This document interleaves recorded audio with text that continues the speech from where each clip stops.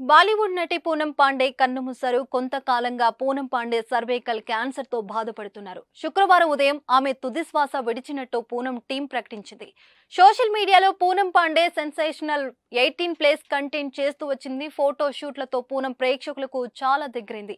India world cup కొడితే beach లో నగ్నంగా తిరుగుతానని ప్రకటించి గతంలో దేశవ్యాప్తంగా సంచలనం సృష్టించింది పూనం పాండే. తేజస్ అకాడమీ స్థాపించిన 12 సంవత్సరంలో 1918 డిఫెన్స్ ఉద్యోగాలతో పాటు ఇంటర్లో రాష్ట్ర స్థాయి మార్కు సాధించి తెలంగాణ నెంబర్ 1 గా నిలిచిన తేజస్ తోనే ఎక్కువగా ఫేమస్ అయింది. బాలీవుడ్ హాట్ బ్యూటీగా పేరు తెచ్చుకున్న పూనం చాలా కాలంగా సినిమాలకు దూరంగా ఉంటుంది. కేవలం సోషల్ మీడియాలోనే అభిమానులకు టచ్ లో ఉంటుంది. గతంలో అనేక రకాల వివాదాస్పద వ్యాఖ్యలు చేసి హాట్ టాపిక్ గా మారింది.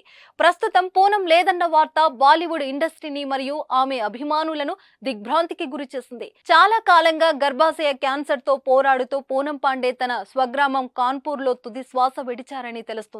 పూనం పాండే మరణ వార్త విని బాలీవుడ్ ఒక్కసారిగా షాక్ కి గురైంది.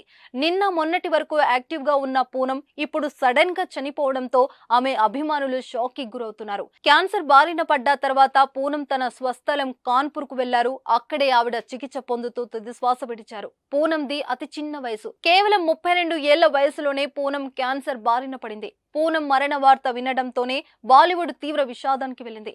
పూనం మరణం పట్ల బాలీవుడ్ నటులు సంతాపం తెలియజేస్తున్నారు. ఇక పూనం ఇంత అనారోగ్యంతో ఉన్నారా అంటూ ఆమె మరణ వార్త విన్నవారు విచారణ వ్యక్తం చేస్తున్నారు.